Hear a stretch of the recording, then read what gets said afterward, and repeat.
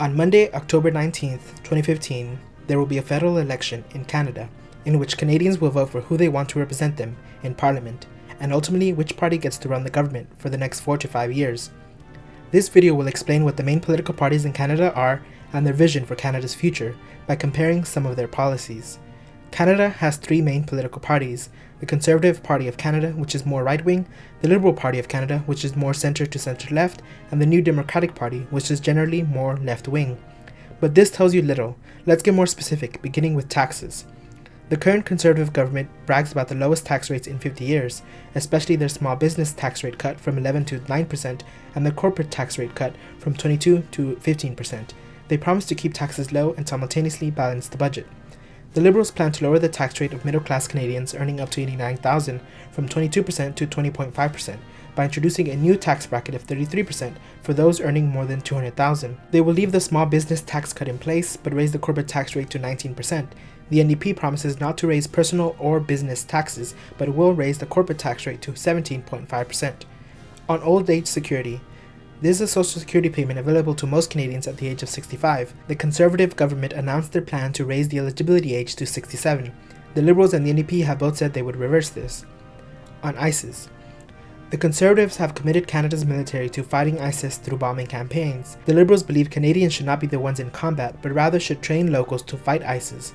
The NDP has said they would end Canada's fight against ISIS, voicing their concern over the fact that it is not a UN or NATO mission. On the Syrian refugees, the Conservative government has committed to bringing 1,300 refugees by the end of the year. The Liberals have said 25,000 refugees must be brought this year, and the NDP has promised to bring 10,000 refugees this year.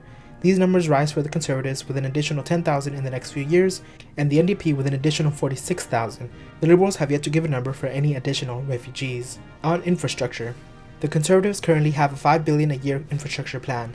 The NDP plans on spending an additional $1.5 billion annually, and the Liberals have touted themselves as the infrastructure party by promising modest deficits to invest $65 billion in infrastructure spending over the next decade, which translates to an additional $6.5 billion annually. On the environment, the Conservatives have committed to reducing carbon emissions by 30% while promising not to put a price on carbon emissions, and so relying on provincial governments' environmental regulations. The Liberals promise federal support for carbon pricing that allows provinces to set their own pricing policies, and they want to work with Mexico and the US to develop an environmental agreement. The NDP wants to redirect fossil fuel subsidies to the clean energy sector and create a cap-and-trade system for carbon emissions with a market carbon price, investing these revenues into green energy. On Keystone XL, an oil pipeline which would connect Canada to the Gulf and has provoked protests in the US because of environmental concerns, the Conservatives proposed it and are still pushing for it, having been delayed by the Obama administration. The Liberals support it but blame the Prime Minister for straining the US and Canada's relationship by over-focusing on this one issue. The NDP opposes it, arguing it would send Canadian jobs to the US.